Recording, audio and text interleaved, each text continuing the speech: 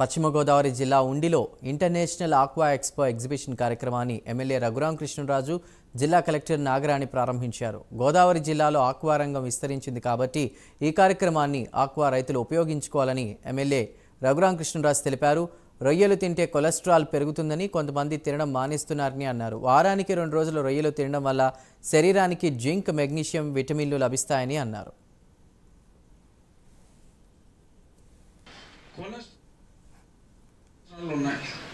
HDL అని, LDL అని. So LDL వలన కొంత ఆరోగ్యానికి మంచిది కాదు. హెచ్డిఎల్ అనేది మంచి ఆరోగ్యానికి చాలా అవసరం.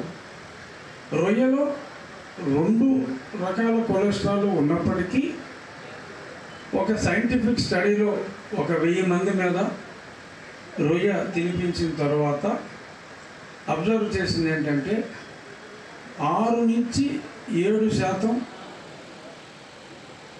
అనారోగ్యకరమైన కొలెస్ట్రాల్ పర్సంటేజ్ రేజ్ అయితే 12 నుంచి 13% ఆరోగ్యానికి అవసరమైన హెచ్డిఎల్ కొలెస్ట్రాల్ పెరుగుతుంది. సో హెచ్డిఎల్ కొలెస్ట్రాల్ పెరగటం చాలా అవసరం. ఎలాగా అంటే మనం ఇప్పుడు కనీసం వారానికి 2 సార్లు అయినా బ్రాహ్మణ్స్ని మనం ఇన్సిస్ట్ చేయడం, వారి ఆహారపు అలవాట్లు వారికి ఉంటాయి. బట్ ఆల్ అదర్ కమ్యూనిటీస్ రొయ్య వారానికి కనీసం 2 సార్లు ఒక 50 గ్రాములైనా సరే కనీసం తీసుకుంటే వారి ఆరోగ్యానికి మంచిది.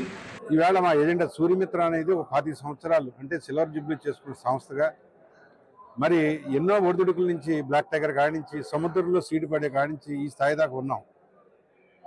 ఇక్కడ Suryamitra agenda exports highest top 10లో ఉన్నామనే కానీ ఏదైతే రైతులు కానీ ఈ సెక్టర్ మొత్తం కూడా ఎవరో హ్యాపీగా లేరు.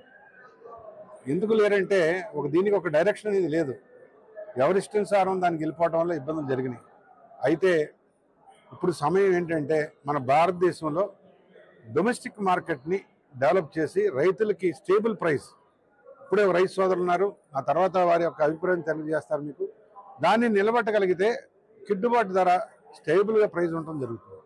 అందుచేత సూర్యమిత్ర ఈ సంస్థ నెక్స్ట్ లెవెల్కి భారతదేశం అంతా కూడా మన డొమెస్టిక్ మార్కెట్ని డెవలప్ చేయాలని, అలాగే వారు ముఖ్యంగా ఈవేళ రైతులు చాలామంది కోరుతున్నారు మీరు ఫీడ్ బిజినెస్లో కూడా రావాలంటే నేను చెప్పాను అది త్వరగా మేనేజ్మెంట్తో ఆలోచించి నిర్ణయం తీసుకుంటాను. ఎందుకంటే రిక్వైర్మెంట్స్ మారిపోతున్నాయి.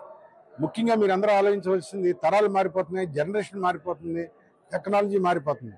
అందుచేత రేపు పొద్దున్న ఇదే food ready to eat food, అలాగే మీల్ కిట్స్ అంటే మనకు frozen meal kit, shrimp biryani లేకపోతే షింప్ కర్రీ, ఈ ఫ్యూచర్లో కిచెన్స్ కూడా ఉండవు.